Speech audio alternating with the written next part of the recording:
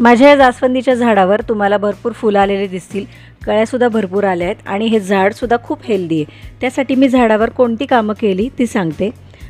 मार्चच्या पहिल्या आठवड्यात म्हणजे उन्हाळ्याच्या सुरुवातीला मी या झाडाची छाटणी केली होती, म्हणजे ज्या फांद्या जास्त उंच वाढल्या होत्या त्या कट केल्या आणि झाडाची जी पानं पिवळी पडली होती तीसुद्धा सगळी काढून टाकली होती आणि त्यानंतर झाडाला मी शेणखत घातलं होतं आणि हे झाड 3 ते 4 दिवस थोडंसं शेडमध्ये ठेवलं होतं आणि नंतर उन्हात शिफ्ट केलं।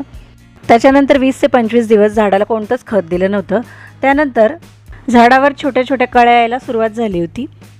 झाडावर कळ्या आणि फुलं भरपूर येण्यासाठी मी झाडाला 15-15 दिवसांनी चहा पावडरचं पाणी, केळीच्या सालीचं पाणी किंवा कांद्याच्या सालीचं पाणी यापैकी कोणतंही एक लिक्विड फर्टिलायझर वापरत असते। आता उन्हाळा आहे त्याच्यामुळे शक्यतो लिक्विड फर्टिलायझर वापरायचं आणि लिक्विड फर्टिलायझर देताना 15 दिवसाचं अंतर ठेवायचं।